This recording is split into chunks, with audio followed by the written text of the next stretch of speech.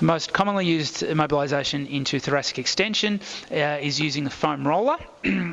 So technique for this is quite simple, but is often performed incorrectly. So we often see a lot of people either go into thoracic or thoracolumbar flexion as they roll over the roller, or they go into excessive lumbar extension.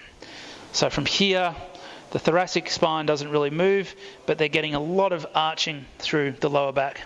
So what we want when we perform this technique is to keep a certain amount of tension in the stomach, so we don't get that extension through the thoracic spine, but we focus on a nice strong arch of the thoracic spine or arch of the upper back over the roller. So some cues what we may want to use are trying to surround the roller with the upper back and just using the legs to roll the back over. Once we find those areas that are particularly restricted, if someone has a stiff, rigid spine that can tolerate quite a lot of pressure, we want to perform a gentle bouncing movement over the roller. If someone doesn't tolerate that amount of pressure with a full-size foam roller, we can use a smaller roller and we can perform the same technique, or we can modify it slightly. So instead of actually rolling the body forwards and backwards over the roller, we can keep the upper back in a fixed position and just use a gentle flexion and extension of the shoulders to facilitate that gentle thoracic extension. And if someone still doesn't tolerate the pressure of the roller, we can simply use a rolled up towel, which is obviously a lot softer, to perform that same action.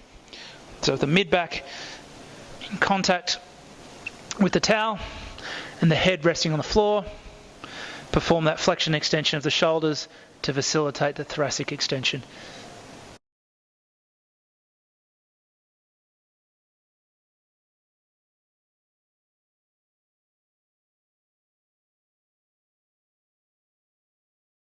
We can reinforce our passive thoracic extension techniques with the use of some active thoracic extension. This is most easily done in the prone position, so lying face down, and from here focusing on maintaining the bottom part of the ribcage in contact with the floor and just lifting the upper part of the ribcage away.